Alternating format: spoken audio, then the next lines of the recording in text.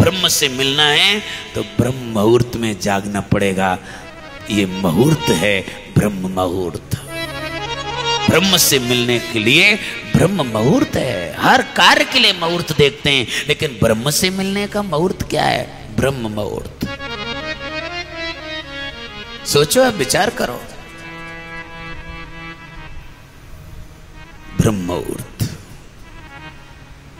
जिसने ब्रह्म मुहूर्त को नहीं देखा वो ब्रह्म को क्या देख सकता है?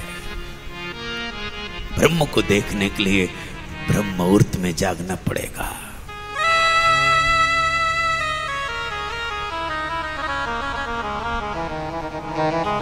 हमारे शास्त्र कहते हैं 3 से 4 के बीच में जो जग जाए वो हीरा है। हीरा। वायुमंडल में तमाम बड़े बड़े महापुरुषों की तपस्या भजन की ऊर्जा होती है। ब्रह्म मुहूर्त में जागने लग जाएगा, ब्रह्म को प्राप्त कर सकता है। 3 से 4 के बीच में जाग जाए वो हीरा है। 4:30 तक भी जाग जाए वो सोना है। 5 बजे तक भी जाग जाए वो चांदी है। 5:30 तक भी जाग जाए वो पीतल है। और सूर्योदय के बाद तक सो रहा है वो लोहा है। लोहा। और लोहा माने शनि।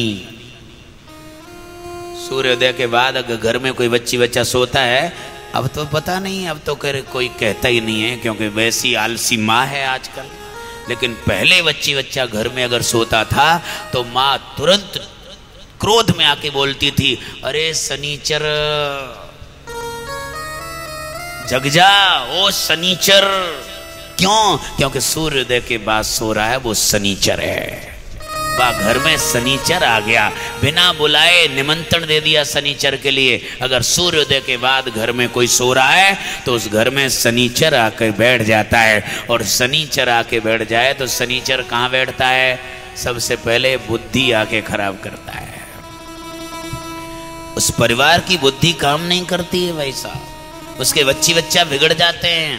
जिस घर में सूर्योदय के बाद अगर सो रहा है उस घर में शनि आ जाता है, और शनि घर के परिवार के लोगों की बुद्धि खराब करता है। क्या हो रहा है? फिर कहते हैं कि मनुष्य श्रेष्ठ है। काय में श्रेष्ठ है? अब देखिए, मनुष्य की पहचान किससे है? किसी भी मनुष्य की अगर पहचान करानी हो तो उपमा किससे दी जाती है? जानवर से। देखो आप, कोई अगर ताकतवर है तो क्या कहेंगे? क्या शेर जैसी ताकत। उपमा किससे दी गई? जानवर से। हाँ?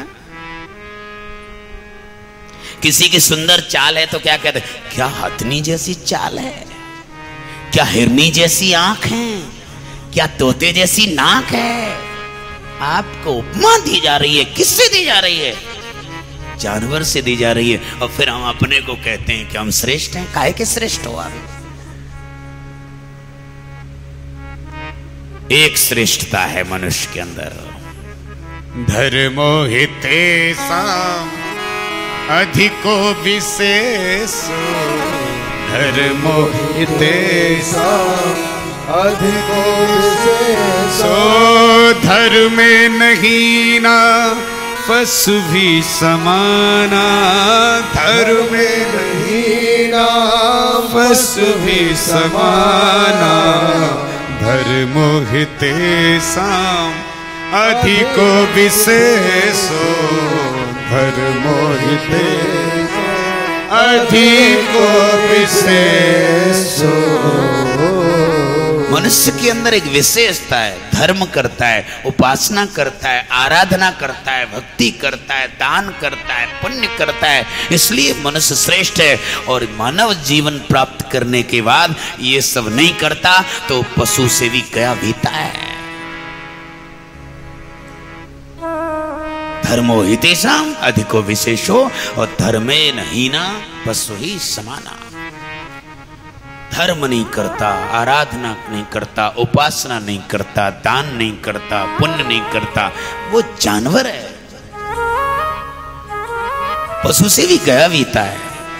हमसे बहुत आगे हैं जानवर, लेकिन एक ही विशेषता है मनुष्य में कि ये भक्ति करता है, आराधना करता है, उपासना करता है। ये जानवर योनि में नहीं हो सकता है। मिला तो इसलिए था, लेकिन वो भी मानव जीवन प्राप्त करने के बाद नहीं कर पाए। ये सब कर रहे हो ना। देखिए भगवान की तुलना मां से की गई है। करो सदा तिनकी रखवारी, जिम बालक राखे महतारी। मां से तुलना की गई है। अब मां को ही आप देखिए, अनुभव करके देखिए, घर में ही माँ की तरफ दृष्टि डालिए कि माँ के बालक जब आश्रित होता है और माँ उस बच्चे को तैयार करके स्कूल भेजती है और बच्चा स्कूल पढ़ने के लिए गया, बच्चा चला गया पढ़ने के लिए, लेकिन ऐसी कोई हिंदुस्तान में माँ है जो बच्चे के लौटने का इंतजार नहीं करती हो? है कोई माँ? हर माँ उस बच्चे के लौटने का इंतजार करती है। बच्चा स्कूल पढ़ने गया है, अगर 2 बजे छुट्टी हो जाएगी तो 2:30 बजे तक मेरे पास आ जाएगा, इंतजार करती है। ऐसे ही माँ रूपी परमात्मा, क्योंकि उसकी तुलना माँ से की गई है। करो सदा तिनकी रखवारी, जिम बालक राखे महतारी। माँ से तुलना की गई है। जैसे बालक माँ के आश्रित होता है तो माँ तैयार करके स्कूल भेज तो देती है, लेकिन उसका इंतजार करती है, लौटने का इंतजार करती है। ऐसे इस मारूपी परमात्मा ने हमको इस धरती पर भेजा है, वो भी हमारे लौटने का इंतजार कर रहा है कि मेरा बच्चा धरती पे गया है तो किसी राम मंदिर के सत्संग भवन में जाकर के कथा सुने, राम मंदिर में जाके पूजा पाठ करे, भोलेनाथ पे जल चढ़ाए, सत्कर्म करे, पुण्य करे, दान करे, जिससे ये मेरा बच्चा नरक में न चला जाए, इससे यमदूत न ले जाएं, ये लौट के मेरे पास ही आ जाए। जैसे माँ बच्चे का लौटने का इंतजार करती है, वैसे ही वो परमात्मा भी हमारे लौटने का इंतजार कर रहा है। आप यहाँ पंडाल में बैठ के कथा सुन रहे हो, इसे हल्के में मत लेना। इस लाइन में आ गया, सत्कर्म करने लग गया, कथा सुनने लग गया, ऐसे स्थान पे आके पूजा पाठ करने लग गया, तो गारंटी कार्ड है कि वो नरक नहीं जा सकता। उसे यमदूत लेने नहीं आएंगे। जैसे माँ ने बच्चे को भेजा है, माँ इंतजार कर रही है लौटने का, ऐसे ही परमात्मा ने हमको धरती पे भेजा है, वो भी लौटने का इंतजार कर रहा है कि मेरा बच्चा धरती पे जाके कोई उल्टे सीधे काम न करे, कोई खोटे काम न करे, कोई दुष्कर्म न करे, ये भक्ति करे, भजन करे, पूजा करे, कथा सुने, सत्संग में जाए, पूजा पाठ करे, ये लौट के मेरे पास ही आ जाए।